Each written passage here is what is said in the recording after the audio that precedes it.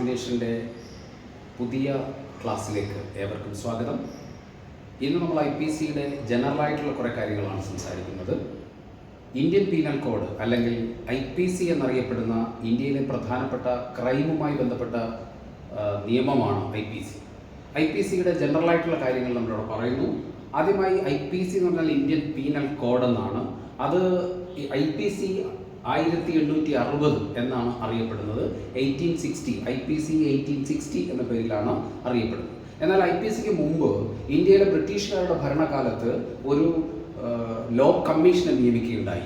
അതായത് charter act 1833 പ്രകാരം ബ്രിട്ടീഷുകാരുടെ ഭരണകാലത്ത് ചാർട്ടർ ആക്ട് 1833 പ്രകാരം 1834 ഇന്ത്യയിൽ ഒരു ലോ കമ്മീഷനെ നിയമിച്ചു. ആ ലോ കമ്മീഷന്റെ ചെയർമാനായിരുന്നത് ലോർഡ് മെക്കാളെ എന്ന് പറയുന്ന ബ്രിട്ടീഷ് ഉദ്യോഗസ്ഥനായിരുന്നു. ലോർഡ് മെക്കാളെയാണ് ഇന്നത്തെ IPCയുടെ നിയമത്തിൻ്റെ പ്രധാനപ്പെട്ട ഉപജ്ഞാതാവ്. അപ്പോൾ IPC 1860 ആണ്, ലോർഡ് മെക്കാളെയാണ് അതിൻ്റെ ഉപജ്ഞാതാവ്. 1834 ലോ കമ്മീഷന്റെ ചെയർമാനായിരുന്നു അദ്ദേഹം. ആ ലോ കമ്മീഷൻ ഉണ്ടാക്കപ്പെട്ടത് ബ്രിട്ടീഷുകാരുടെ കാലത്തെ ചാർട്ടർ ആക്ട് 1833 പ്രകാരമാണ്. ഇനി IPCയിൽ ക്രൈം എന്ന് പറഞ്ഞാൽ എന്താണ്? IPC എന്ന് പറഞ്ഞാൽ ഇന്ത്യൻ പീനൽ കോഡാണ്. ആ ഇന്ത്യൻ പീനൽ കോഡിലെ ക്രൈം എന്ന് പറയുന്നത് the commission of an act prohibited by the law of land. Prohibited by the law of land. ലാൻഡിലെ ലോ, നമ്മുടെ ഭരണഘടനയിൽ പറഞ്ഞിരിക്കുന്ന അല്ലെങ്കിൽ നിരോധിക്കപ്പെട്ടിരിക്കുന്ന ഒരു പ്രവൃത്തി ചെയ്യുന്നതിനെയാണ് ക്രൈം എന്ന് പറയുക. അപ്പോൾ what is crime? Crime is a commission of an act prohibited by the law of land. ക്രൈമിനെ കുറിച്ച് ഇന്ത്യൻ പീനൽ കോഡിൽ പറഞ്ഞിരിക്കുന്നത് crime is the commission of an act prohibited by the law of land. അപ്പോൾ ക്രൈമിനെ കുറിച്ച് ചോദിച്ചാൽ ഉത്തരം ഇത്രയുമാണ്: the commission of an act prohibited by the law of land. ഇതാണ് ക്രൈമിനെ കുറിച്ച് IPCയിൽ ക്രൈമിനെ കുറിച്ച് പറയുന്നത്. ഇനി ഈ ക്രൈം എസ്റ്റാബ്ലിഷ് ചെയ്യുവാൻ എന്തൊക്കെയാണ് അതിൻ്റെ എസെൻഷ്യൽസ്? അല്ലെങ്കിൽ ഒരു ക്രൈം നടന്നു എന്ന് പറഞ്ഞാൽ ആ ക്രൈമിൽ ഉണ്ടായിരിക്കേണ്ട ഏറ്റവും പ്രധാനപ്പെട്ട എസെൻഷ്യൽസ് എന്താണ്?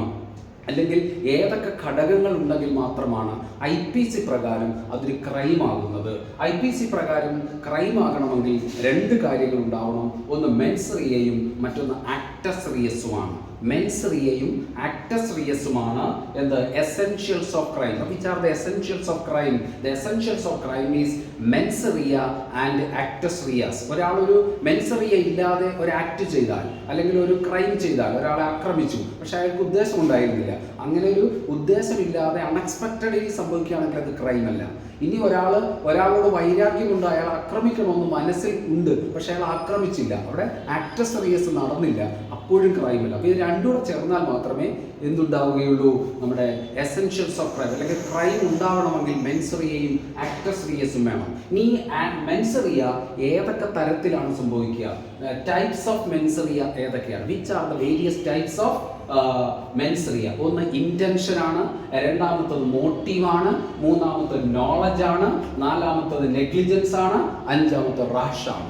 ഈ 5 ഘടകങ്ങളാണ് types of mens rea. Which are the types of mens rea? Intention, motive, knowledge, negligence and rashness. എന്തൊക്കെയാണ് എന്നൂടെ പറയാം. The intention, motive, knowledge, negligence and rash are the types of mens rea.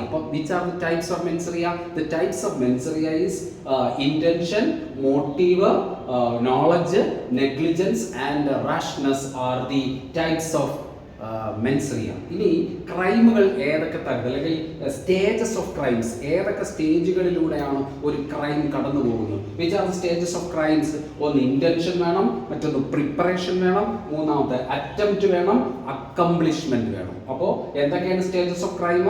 Intention, preparation, attempt and accomplish. These are the stages of crime. അപ്പോൾ ക്രൈമിന്റെ stages എന്ന് പറയുന്നത് intention, preparation, attempt and accomplish. അപ്പോൾ ഏറ്റവും പ്രധാനപ്പെട്ട ചോദ്യം IPC ഇന്ത്യൻ പീനൽ കോഡ് അത് നിലവിൽ വന്നത് 1860. IPC 1860 അല്ലെങ്കിൽ IPC 1860 എന്നാണ് അറിയപ്പെടുന്നത്. യഥാർത്ഥത്തിൽ IPCക്ക് രൂപം നൽകുന്നത് ഒന്നാമത്തെ ലോ കമ്മീഷനാണ്.